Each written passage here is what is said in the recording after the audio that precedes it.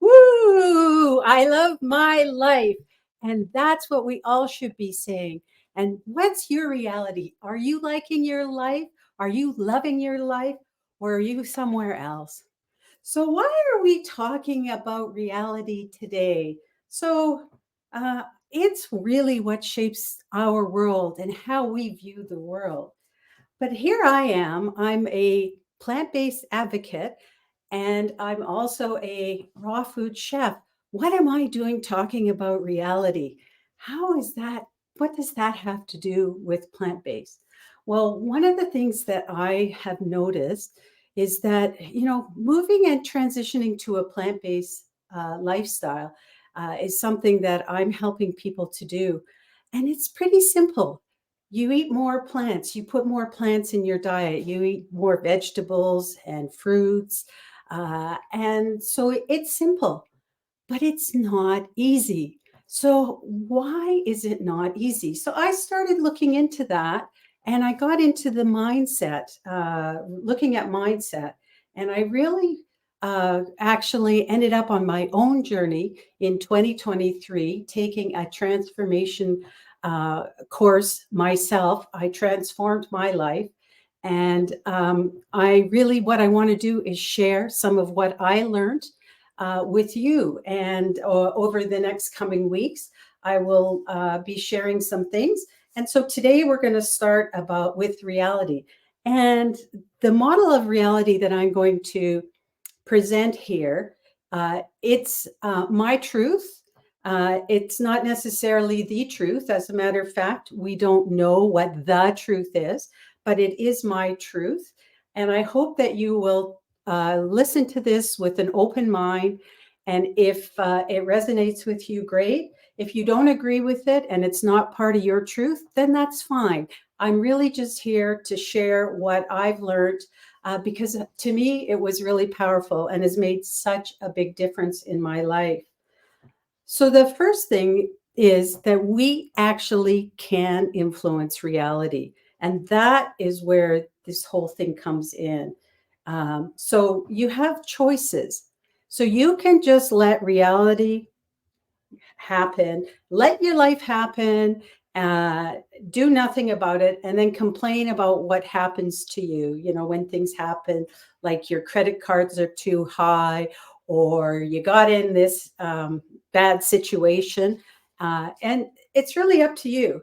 Now, you can also uh, be more of a go-getter and be really trying to force your reality. That's where I lived for a long time in the corporate world, is making things happen, getting things done, planning, and I worked with a bunch of people that really put a lot of effort into all of what might happen if we do this or this or this, and try and come up with the right plan. So that you can be that person that's like going to change the world, or you can be in the flow of life. And you're not just letting life happen to you, but you're in the flow of life and working with what I call the river of life. There's going to be bends and it's meandering. It's not going to be straight. There's always going to be things that are challenging. It's something to learn from, but at least you're going with the flow. So the main premise of this is when we look at our reality, is that outer world follows inner world. So let's start by talking about the outer world. That's our physical reality that we're in. So most of us learned in school the Newtonian model of reality. So that's the whole business about, the matter is made up of cells and molecules, and the molecules are atoms that have electrons and neutrons and protons. And I'm sure a lot of you remember that from grade school. Now that model, it's been around for over 100 years, was developed by Sir Isaac Newton. And in his model, it's actually a hypothesis and has never actually been proven. It's a theory, it's a model. And if you drill down enough in matter, so if you go, you have your cell, you have your, like let's say the body, and then you go into the cells and the atoms and the protons and the neutrons, and then you have the electrons. And if you really drill down, what it shows is we are 99.9999999 bunch of nines percent space and only 0.00000001% matter. So what that says is that if you were to put all of the human existence on into matter and shrink it into matter, we would fit in the size of a sugar cube. That is how it works. But to help us to understand reality and how the inner and the outer world work, what I want to do is go through some metaphors that might help to kind of bring this into your reality and understanding. So we're going to start first with the metaphor of a computer game. So I'm going to say we're doing Mario because I don't know any other computer games. My kids were not into computer games. So if you're in the game, Mario is in the game, and you're the operator of the game when you're playing it. So when in the game, there is a rule set for the game. So Mario can go certain places, he can jump in certain ways and do whatever Mario does, but he can only do that based on what the rules and what's programmed in the game. Now, as the operator, you actually determine how things are going to work, and you can put together a cheat sheet to around that to kind of help you with the game and help influence the game. And I remember my daughter was sick when she was young, and we were in the hospital, and she was playing Mario on the TV, and she got stuck in some room in a cave, and she couldn't get out. There was no way out, and she asked me to help her. And I was no help at all. I had no idea what the rules were. So you need to know the rules. And like I said, if you're the operator, then you can write some cheat codes as well to help you with the game. So this model of reality, our game, comes from the quantum field. And our person who's operating the game would consider that consciousness. And there is scientific evidence that about the quantum field. And there was an experiment that was done in the 1920s called the double slit experiment that proved this. And it has been recreated in many fancy ways over the years, and it still works the way it did. And again, it follows a rule set. So you need to, part of it is to understand the rule set. So here we have our computer game. You can see you got Mario in the game, and you've got your consciousness, or the operator is our inner world is the operator of the game, and Mario is in the outer world. And so the inner world is influencing the outer world. So hopefully that makes some sense. My second metaphor is about Lego factory and Lego bricks. Now, so many people have played with Lego over their lifetime, kids and even adult kids. And so if you would imagine that you are a Lego structure, and that's what you are. So maybe you don't like what you see. So um, if you don't like what's there, you have some choices that you can make about what you do about it. And so you can decide again, same thing. You can complain about it, just let it happen, life happen, do nothing about it, and complain about the fact that you don't like it. You have the option to try and change it. You know, you want to make it a different color, or you want to put some different things on it, change up some of the pieces. You can try and change it. And um, or you can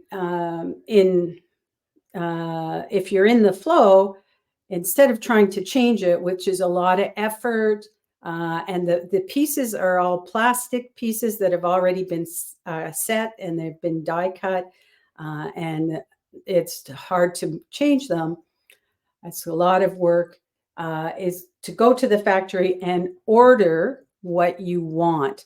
And so that's going to take a little longer to get your order in. But once those pieces start coming to you, you'll be able to build the pieces the way that you want them, which is better than trying to force them. So instead of forcing and trying to change the pieces that are already in existence, order some new pieces. Now, you may not get them all at the same time, and they may not come in the order that you expect, so that maybe you get a piece that comes and you're not sure where it goes, or some pieces, because they aren't going to be linear. Again, we're on the river, which is bending. It's not linear, so it doesn't go from A to B to C to D. And so you might not know how those pieces fit together until a little later when you get the instructions on how to put it together. But have patience. Just go with the flow in the bends, and eventually it will come to fruition. And I know, I had my daughter. I told you my daughter was ill when she was young. We went through some pretty traumatic times when she was sick, and it was such a horrible time. So it was a crappy bend in the river. But now here I am, 20 some years later, and I understand where that comes from. And that illness that my daughter had has fueled me to my passion and my hero's journey and where I want to go. So now I understand why I went through that experience with my daughter. Now, if you're complaining about the pieces and where they are, I'm going to tell you that complaining about your current circumstances is the glue that will keep you tied to them. And that's a quote from Peter Sage, one of my mentors. Now, if you're going to continue to complain about your circumstances or the Lego structure and do nothing about it, then you're just going to get more of the same, because that is just going to be that's what you're manifesting, is more complaining and more negative. So that is the Lego factory. And I have one more. Hang on for a second. I'm going to do one more. I'm going to do a metaphor called the art gallery metaphor, and then we'll wrap it up. So in the art gallery, so if you think of your life as an art gallery, and you're in the current room that you're in is the pictures of your life and what your current life is. And so I'm going to say again, you may not like what's on the wall. Maybe there's credit card debt. You've got you're overweight. You want to lose some weight. You don't like the way your clothes fit. Who knows? Lots of different things. You're in a bad relationship. So you can complain about it. And I'm going to say it again. Complaining about your current circumstances is the glue that keeps you tied to them. So probably not the best option, But in reality, it's an option that a lot of people will take. And not because they want to, but probably a little more, I would say, because they don't know any better. And it's nothing that they did, but it's really something that a lot of people do. So you can go to the curator of the museum and you can try and ask the curator to change the pictures for you.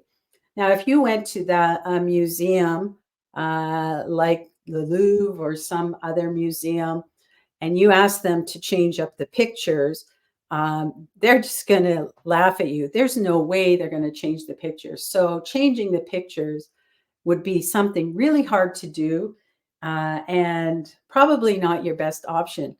But your third option would be to move into a new room and start creating the some new pictures and putting new pictures on the wall instead of staying where you are and being stuck where you are in the room you're in. And so I know that sounds simple. Oh, just walk into another room. Well, if you're in a museum, that's great. But in the museum of your life, that's not necessarily something that's easy to do. Sounds simple, but not easy to do. So the question is, how do you get to another room? And so I will be covering more about how you can move into another room in the coming weeks. It truly is a transformational journey. And so if you liked what I've said, or if you're interested, I'm going to give you an exercise. What you can do is start by writing out some of the things that you don't like in the pictures of your room in your art gallery. What are the things you don't like now that you would like to change? And then rank them on a scale of 1 to 10, because it's important to have a baseline and know where you are today to come up with how you want to change and what you want to see and how you want to write the script of your life and your movie. So if that's all I have to say for today. Thank you so much for listening, and hopefully you got a little something out of it. If you are interested in this topic, send me a DM or make a comment. And if you're interested in more resources on this topic, also send me a DM. And I look forward to providing more information as we go on in the coming weeks to help us understand how we can be ruling our reality. Thanks so much.